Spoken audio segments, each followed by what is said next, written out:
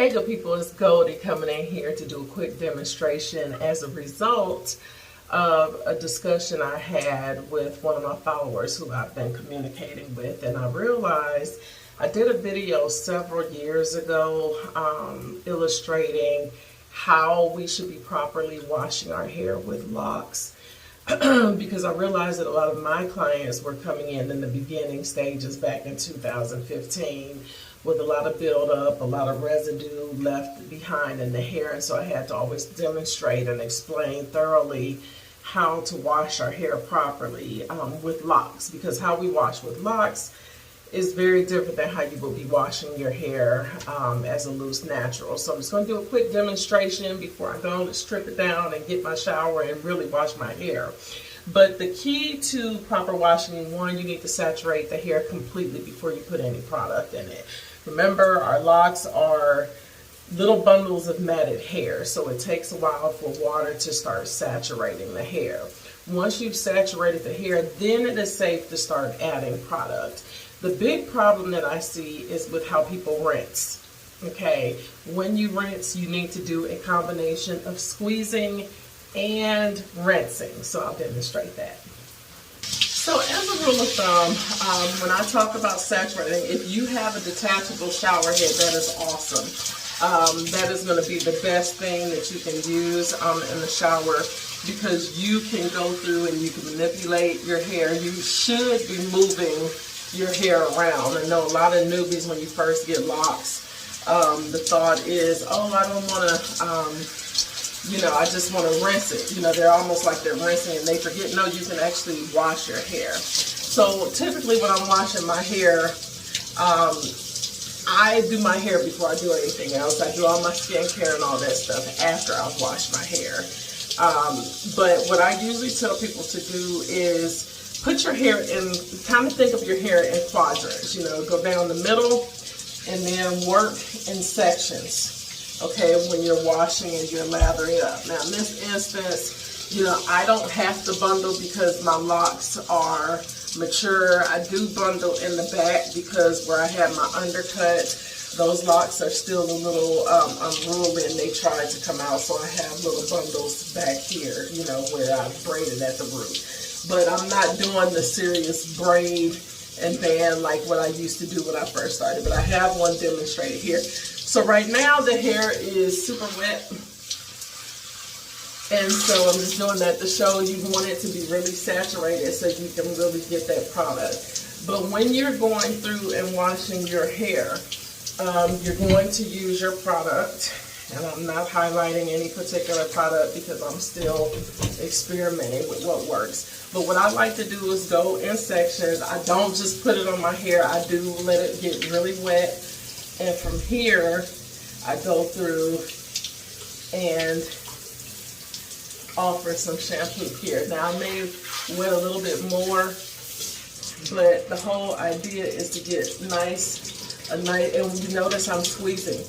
Okay, I'm squeezing to help get that shampoo in there, but also to help work up whatever muck from the environment is still there. Okay, that's what I usually will do. Okay, so I will do that for the entire head. I'll be back. Now that last statement probably gets under some people's skin because there's this age-old debate about whether or not you should be using product in your locks or whatever. For people who have traditional locks and they're using gel products and the like to maintain their retwist, that's a lot of product to be putting in your locks. And I know some people are told, oh, you can't wash your hair and you can't do that. Listen, that's where the product buildup comes from. So that is your personal choice if you choose to use products and you don't wash your hair for 3 or 4 months. But for those of us who have Sisterlocks or Microlocks, it is strongly discouraged that you use a lot of products because it does settle into the hair. And to add on top of that, if you are not rinsing and washing your hair on a regular basis, you're setting yourself up for buildup problems. I'm just a messenger.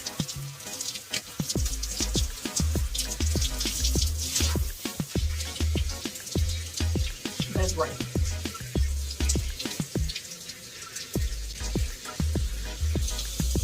Now some of you may remember, I struggled with the color on my ends. That's why I've been on a mission. Y'all see this little shorty? One of them finally gave up the ghost yesterday, so I had to go ahead and clip it off, and I'm going to reattach one of my 2 headers here a little bit later. For those of you who remember me with my color, I was having a lot of issues with unraveling because the texture of my hair changed.